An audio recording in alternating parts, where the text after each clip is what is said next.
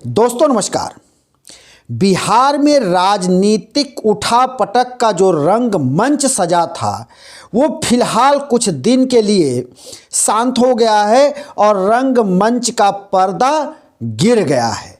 लेकिन देश के माने जाने राजनीतिक रणनीतिकार प्रशांत किशोर ने एक तारीख बता दी है और वो तारीख उन्होंने ये बताई है कि कब, कैसे और क्यों नीतीश कुमार भारतीय जनता पार्टी खेमे से एक बार फिर बाहर निकलेंगे। यानी बहुत जल्दी ही वो फिर से पलटी मार जाएंगे और आरजेडी के खांचे में आ जाएंगे। यानी लालू यादव की पार्टी के तरफ से वो पूरी तरह से मोह भंग उनका नहीं हुआ है, ये कहना है राजनीतिक रणनीतिकार प्रशांत किशोर का। खैर, प्रशांत किशोर एक बड़े राजनीतिक रणनीतिकार कहे जाते हैं, माने जाते हैं। बीजेपी के लिए भी उन्होंने रणनीति बनाई, कांग्रेस के लिए भी बनाई, अरविंद केजरीवाल के लिए भी बनाई।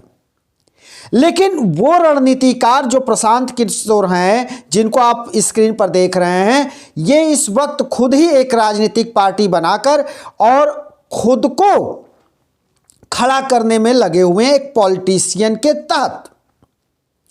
लेकिन प्रशांत किशोर का कहना है कि नीतीश कुमार धूर्त हैं और उनकी धूर्तता का शिकार कई बार बीजेपी भी हुई, आरजेडी भी हुई, कांग्रेस भी हुई। तो एक बार फिर से नीतीश कुमार इस बात को साबित करेंगे और बहुत जल्दी ही वो आरजेडी में वापस आ जाएंगे, यानी लालू के साथ आ जाएंगे। क्योंकि वो कई बार ऐसा कर भी चुके हैं, इससे भी इस बात को बल मिलता है। और 6 बार वो पलटी मार चुके हैं, 9वीं बार उन्होंने मुख्यमंत्री पद का शपथ ग्रहण किया है। प्रशांत किशोर जो बात कह रहे हैं, तारीख बता रहे हैं, उसके पहले ये भी जान लेना जरूरी है कि जब आरजेडी के नेता और पूर्व उप मुख्यमंत्री तेजस्वी यादव से पूछा गया तो उन्होंने कहा कि नीतीश कुमार गए हैं, बदले नहीं हैं। यानी उन्होंने कोई इस तरह का नहीं कार्य किया है जिससे वो दोबारा आए तो उनको न लिया जाए। यानी नीतीश कुमार जाते हैं, वो टूटते नहीं हैं, जाते हैं और फिर चले आते हैं। वो तो बीजेपी के साथ से भी आए थे और बीजेपी के साथ चले गए, आरजेडी के साथ आए थे, आरजेडी से चले गए, फिर आरजेडी में आ जाएंगे। तो नीतीश कुमार कभी पार्टियों को तोड़ते नहीं हैं, नीतीश कुमार केवल जाते और आते हैं। ये सभी देख रहे हैं और नीतीश कुमार को तरह तरह की बातों से संबोधित किया जा रहा है कि पलटू राम है, गिरगिट को मात दे दिए रंग बदलने में। लेकिन प्रशांत किशोर ने जो तारीख बताई है उसको आप जरा सुनिए। प्रशांत किशोर का कहना है कि नीतीश बाबू बहुत दिन तक भारतीय जनता पार्टी के साथ नहीं रहेंगे, क्योंकि वो भारतीय जनता पार्टी के साथ गए हैं इसलिए कि उनको जो पिछली बार 16 सांसद उनकी पार्टी से बने थे, जीत कर आए थे, वो इस बार भी उनको सीटें मिल जाएं। लेकिन ये ऐसा होगा नहीं। आज जब नहीं होगा तो लोकसभा चुनाव के बाद बिहार में 25 में विधानसभा का चुनाव होना है। तो विधानसभा के चुनाव से पहले नीतीश कुमार फिर से आरजेडी के पाले में आ जाएंगे। यानी नीतीश कुमार 2025 से पहले भारतीय जनता पार्टी का भी साथ छोड़कर चले जाएंगे। प्रशांत किशोर का कहना है कि नीतीश कुमार जिस लाभ के लिए वहां गए हैं वो लाभ उनको 2025 तक तो नहीं मिलने वाला है। और यही वजह होगा कि नीतीश कुमार फिर से एक बार पाला बदलेंगे या पलटी मारेंगे, आरजेडी के साथ आएंगे। ये उनकी मजबूरी है और यही वजह है कि न तो नीतीश कुमार आरजेडी पर हमलावर हैं, न आरजेडी के बड़े नेता नीतीश कुमार पर हमलावर हैं, क्योंकि ये जानते हैं कि नीतीश कुमार परमानेंट कहीं नहीं रहते। वो हमेशा हमेशा के लिए किसी को अपना दोस्त नहीं बनाते, वो कभी भी किसी के साथ चले जाते हैं। नीतीश कुमार सबके हैं, ये बिहार में भी कहा जाता है, और बिहार में होर्डिंग भी अभी लगी थी कि नीतीश कुमार सबके हैं। तो नीतीश कुमार वो हैं जो सबके हैं, वो किसी में भी जाते और आते रहते हैं, उनको पूरी तरह से राजनीतिक पार्टियां भी छूट दे रखी हैं। लेकिन नीतीश कुमार बिहार के मुख्यमंत्री बने रहते हैं, आना जाना उनका लगा रहता है। ये उनकी एक ये कहा जाए तो कि एक राजनीतिक सफर का दिनचर्या उन्होंने बना लिया है कि कभी भी कहीं भी आते जाते रहो, लेकिन बिहार के मुख्यमंत्री बने रहो।